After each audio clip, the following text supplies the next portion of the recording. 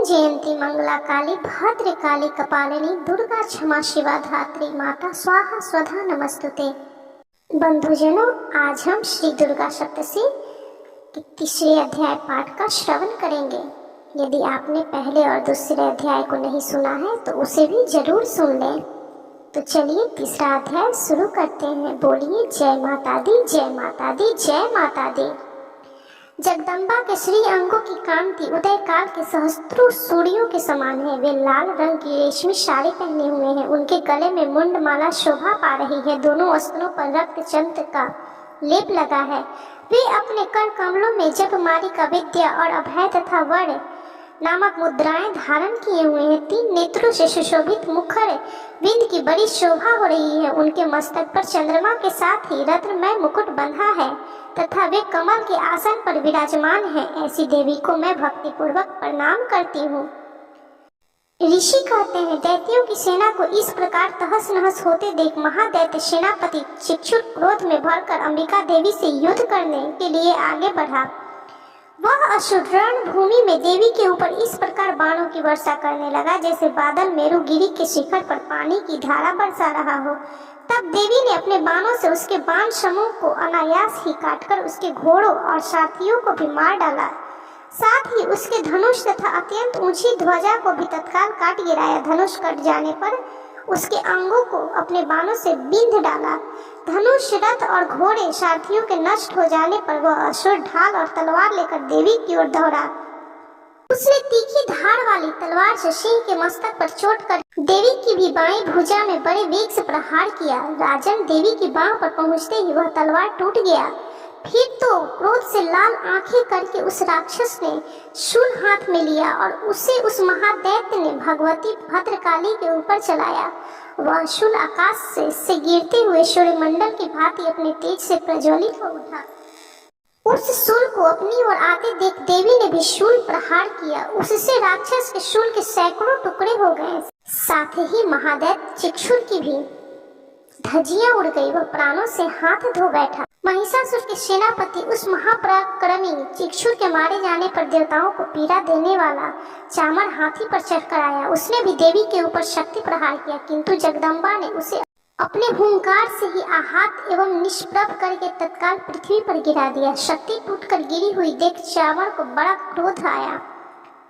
अब उसने शूल चलाया, किंतु देवी ने भी अपने बाणों द्वारा काट डाला। इतने में ही देवी का सिंह उछलकर हाथी के मस्तक पर चढ़ बैठा और उस दैत्य के साथ खूब जोर लगाकर बाहु युद्ध करने लगा। वे दोनों लड़ते लड़ते हाथी से पृथ्वी पर आ गए और अत्यंत क्रोध में भरकर एक दूसरे पर बड़े भयंकर प्रहार करते हुए लड़ने लगे।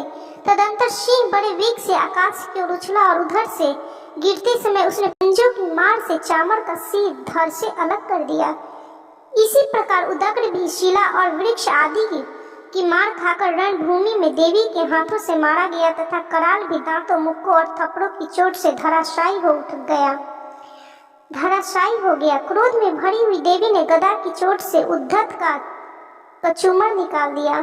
भिंदीपाल से वाष्कल को तथा बाणों से ताम्र और अंधक को मौत के घाट उतार दिए। 3 नेत्रों वाली परमेश्वरी ने त्रिशूल से उग्रास से उग्रवीर्य तथा महाहनु नामक दैत्यों को मार डाला। तलवार की चोट से विडाल के मस्तक को धड़ से काट गिराया। दुर्धर और दुर्मुख इन दोनों को भी अपने बाणों से यमलोक भेज दिया।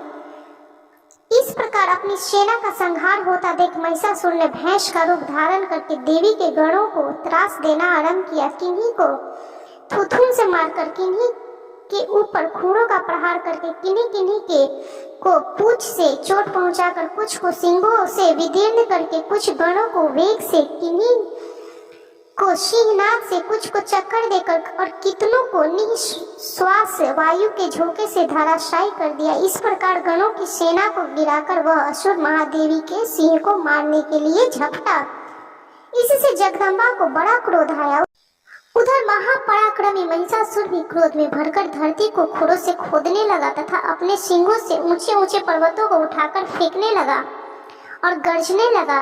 उसके वेग से चक्कर देने के कारण पृथ्वी क्षुब्ध होकर फटने लगी। उसकी पूंछ से टकराकर समुद्र सब ओर से धरती को डुबोने लगा। हिलते हुए शिंगों के आघात से विदीर्ण होकर बादलों के टुकड़े टुकड़े हो गए। उसके श्वास की प्रचंड वायु के वेग से उड़े हुए सैकड़ों पर्वत आकाश से गिरने लगे। इस प्रकार क्रोध में भरे हुए उस महादैत्य को अपनी ओर आते देख चंडिका ने उसका वध करने के लिए महान क्रोध किया। उन्होंने पाश फेंक कर उस महान असुर को बांध लिया। उस महासंग्राम में बंध जाने उसने भैंस का रूप त्याग दिया और तत्काल सिंह के रूप में वह प्रकट हो गया। उस अवस्था में जगदम्बा ज्यों ही उसका मस्तक काटने के लिए उद्यत हुई, त्यों ही वह खड़गधारी पुरुष के रूप में दिखाई देने लगा। तब देवी ने तुरंत ही बाणों की वर्षा करके ढाल और तलवार के साथ उस पुरुष को भी बिंध डाला। इतने में ही वह महान गजराज के रूप में परिणत हो गया तथा अपनी सूंड से देवी के विशाल सिंह को खींचने और गरजने लगा। खींचते समय देवी ने तलवार से उसकी सूंड काट डाली।